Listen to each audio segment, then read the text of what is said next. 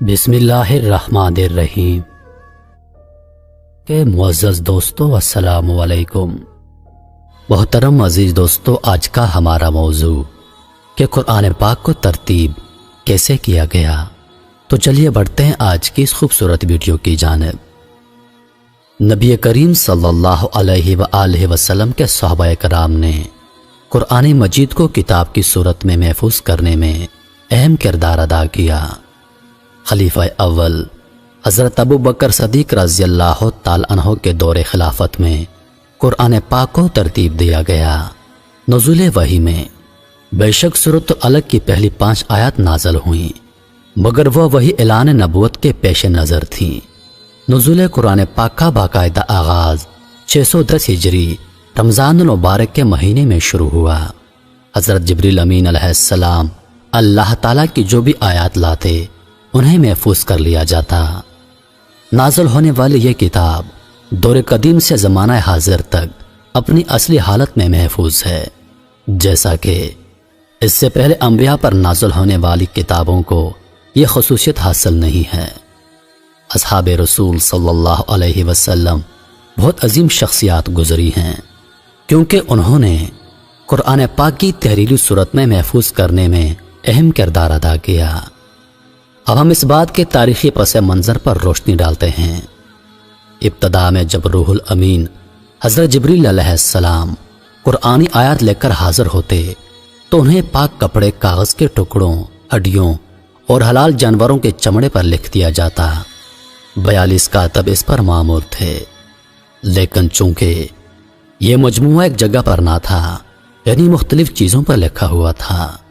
البتہ جب حضرت جبریل علیہ السلام کوئی آیت لے کر حاضر ہوتے تو وہ واضح طور پر اس بات کی بھی نشاندہی کرتے کہ اس آیت کو کون سی صورت میں اور کس آیت کے ساتھ لکھنا ہے۔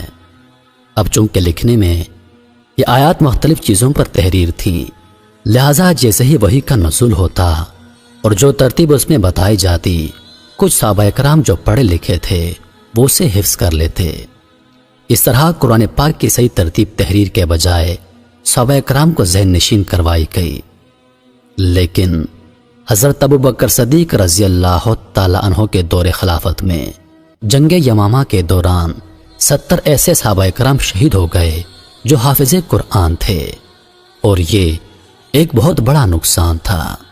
جب اس امر کی خبر حضرت عمر بن خطاب رضی اللہ تعالی عنہ کو ہوئی تو انہیں قرآن پاک کی تا قیامت تحویل کا خدشہ لاحق ہوا، اور انہوں نے اس مسئلے کے متعلق حضرت ابو بکر صدیق رضی اللہ تعالی عنہ سے بات کی، اور متفقہ طور پر یہ فیصلہ کیا گیا کہ قرآن پاک کو ایک مجموعے کی صورت میں تحریر کیا جائے۔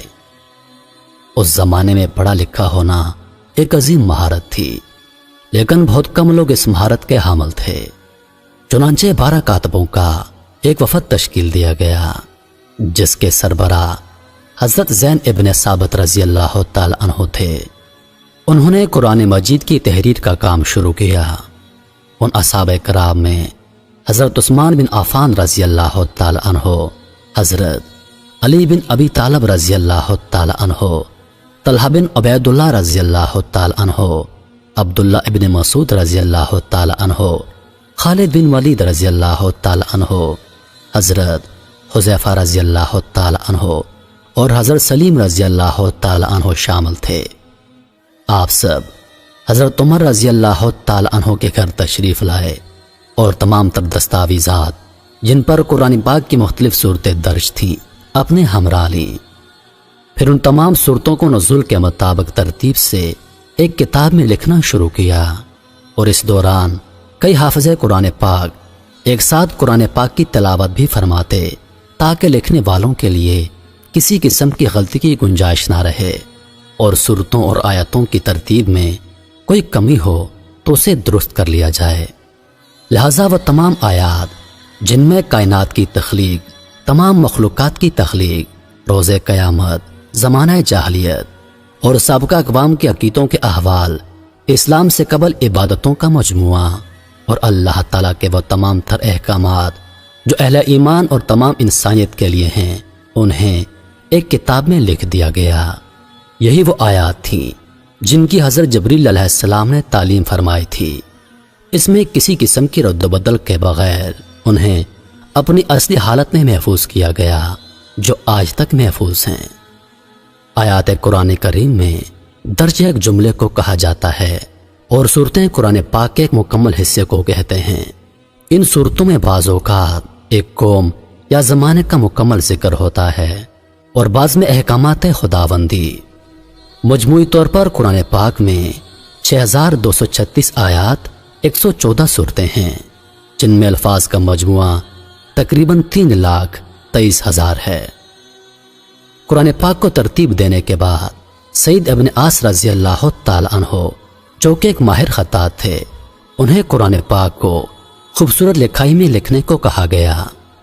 انہوں نے قرآن پاک کو ہرن کی کھال کی صفات پر لکھنا شروع کیا۔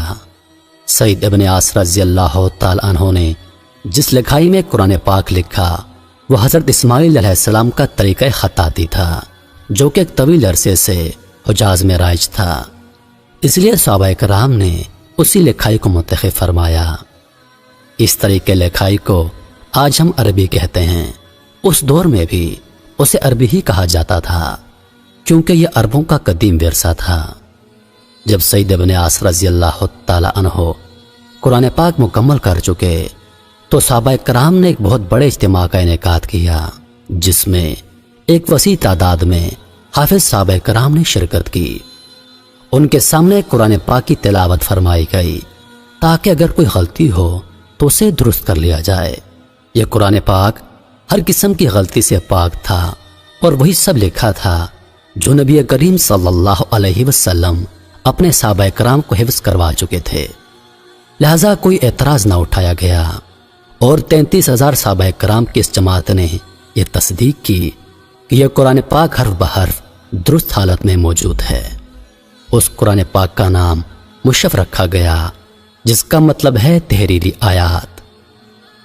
اب مشف کو حضرت عمر بن خطاب رضی اللہ تعالی عنہ کی تحویل میں دے دیا گیا جیسا کہ پہلے تھا، اور آپ کے وصال کے بعد مشف حضرت عمر رضی اللہ تعالی عنہ کی بیٹی اور حضرت محمد مصطفیٰ صلی اللہ علیہ وسلم کی زوجہ محترمہ حضرت حفصہ رضی اللہ تعالی عنہ کی تحویل میں دے دیا گیا۔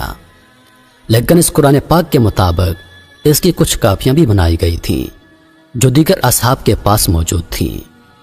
اس کے بعد خلیفہ سوم حضرت عثمان غنی رضی اللہ تعالی عنہ کے دور میں جنگ ارمینیا کے دوران دمشق اور عراق کے لوگوں نے قرآن پاک کی تلاوت یعنی اس کی قرات کے حوالے سے اعتراضات اٹھائے اور اس معاملے کے حل کے لیے حضرت حذیفہ رضی اللہ تعالی عنہ کو حضرت عثمان غنی رضی اللہ تعالی عنہ کی خدمت میں بھیجا گیا۔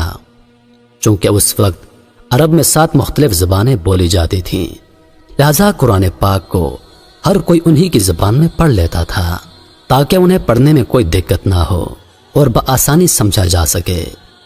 لہذا اس مسئلے میں بھی ایک وفد مقرر کیا گیا۔ اس وفد کو تشکیل دینے کا مقصد یہ تھا کہ ایک جامع طریقہ تلاوت مقرر کیا جائے، یعنی تمام عالم ایک ہی تلفظ سے تلاوت کریں۔ چونکہ اس وقت عرب میں 7 مختلف زبانیں بولی جاتی تھیں، ان میں الفاظ کی ادائیگی کا فرق تھا، جیسا کہ آج ہم لوگ زوات پڑھ لیتے ہیں اور یہ عربی طریقہ تلفظ ہے۔ اسی طرح اس وقت عرب میں قبیلہ تمیم میں حرف سین کو تے پڑھا جاتا تھا اور اسی نسبت سے لفظ ناس کو نات پڑھ لیتے تھے، اور ہر قبیلہ اپنے طریقے کو درست مانتا تھا۔ البتہ اس سے معنی تبدیل ہونے کا کوئی خدشہ لاحق نہ تھا، مگر پھر بھی حضرت عثمان رضی اللہ تعالی عنہ نے دیگر صحابہ کرام سے مشاورت کے بعد یہ فیصلہ کیا کہ اس جھگڑے کو ختم کرنے کے لیے ایک طریقہ تلفظ مقرر کیا جائے تاکہ تمام دنیا کے لیے کسی غلط فہمی کی گنجائش نہ رہے۔ اب چونکہ نبی کریم صلی اللہ علیہ وسلم کا تعلق قریش سے تھا، اسی لیے قریش کے طریقہ تلفظ کو ہی ہمیشہ کے لیے قرآن پاک کا ذریعہ بنایا گیا، اور یہی تلفظ عربی کہلاتا ہے۔ جیسا کہ سب جانتے ہیں، حضرت محمد مصطفیٰ صلی اللہ علیہ وسلم اور اللہ تعالیٰ کی زبان عربی ہے۔ اللہ تعالیٰ کے تمام احکامات عربی میں نازل ہوئے تھے۔ اب اس کے بعد حضرت عثمان غنی رضی اللہ تعالی عنہ نے حضرت حفصہ رضی اللہ تعالی عنہ سے مشف منگوانے کی درخواست کی تاکہ اس کو دوبارہ دہرایا جائے، اور کچھ ضروری تبدیلیاں بھی کی، لیکن قرآن پاک کے الفاظ میں کوئی رد و بدل نہ کیا گیا۔ وہ تبدیلیاں یہ تھیں: قرآن پاک کی صورتیں الگ الگ کر کے لکھی گئیں اور آیات کو بھی باقاعدہ لائنوں میں لکھا گیا جو کہ پہلے نہیں تھا، اور مشف اس طریقے کے مطابق لکھا ہوا تھا جیسا کہ حضرت جبریل علیہ السلام وہی لے کر حاضر ہوتے تھے، مگر عثمان رضی اللہ تعالی عنہ نے صورتوں کو ان کے آیات کے مطابق ترتیب نزولی میں لکھا، یعنی بڑی صورتیں پہلے، پھر ان سے چھوٹی، اور اس طرح آخر تک۔ نیز الفاظوں کی باقاعدہ ادائیگی کے لیے ان پر اعراب لگائے گئے تاکہ کسی بھی زبان بولنے والے ایک جیسا عربی تلفظ سیکھیں۔ اس طرح قرآن پاک کو ترتیب دیا گیا جو کہ آج تک قائم ہے۔ یہ وہ کتاب ہے جس کی حفاظت کا ذمہ خود اللہ تعالیٰ نے اٹھایا ہوا ہے۔ نزول سے لے کر اب تک یہ کتاب اپنی اصلی حالت میں موجود ہے، اور قیامت تک یہ کتاب اپنی اصلی حالت میں موجود ہوگی۔ میں امید کرتا ہوں کہ ویڈیو آپ دوستوں کو پسند آئی ہوگی۔